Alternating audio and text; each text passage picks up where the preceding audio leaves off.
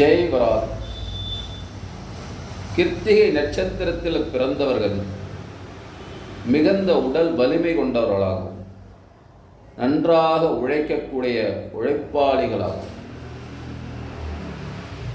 நேர்மை குணம் கொண்டவர்களாகும், சுறுசுறுப்பாக இருப்பாங்க எப்பயுமே.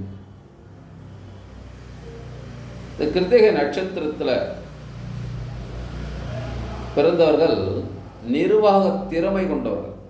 இவங்கிட்ட ஒரு வேலையை கொடுத்தோம்னா கச்சிதமாக செய்து முடிக்கக்கூடிய அந்த நிர்வாக திறமை, ஒரு விஷயத்தை நிர்வாகம் பண்ணுறது, இதெல்லாம் ரொம்ப திறமையாக இருப்பாங்க.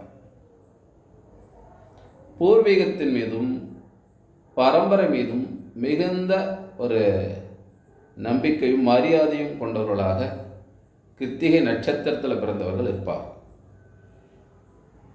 இவர்களுடைய வம்சத்தில் ஒரு கன்னி பெண்ணுடைய சாபம் கட்டாயம் இருக்கும். அது மட்டுமல்ல, இவர்கள் வாழ்கின்ற இடத்துல கட்டாயமாக வாஸ்து தோஷம் இருக்கும். அப்போ இவர்களுடைய வாழ்க்கையில் எப்பேற்பட்ட கஷ்டங்கள் வந்தாலும் அதெல்லாம் விலகி ஒரு நல்ல ஒரு முன்னேற்றம் அடையணும் அப்படின்னு சொன்னால், இவர்களுடைய கிருத்திகை நட்சத்திரத்துடைய சம்பத்து நட்சத்திரமாக வரக்கூடிய ரோகிணி, அஸ்தம், திருவோணம், இந்த 3 நட்சத்திரத்துடைய தெய்வத்தை வணங்கிவார்.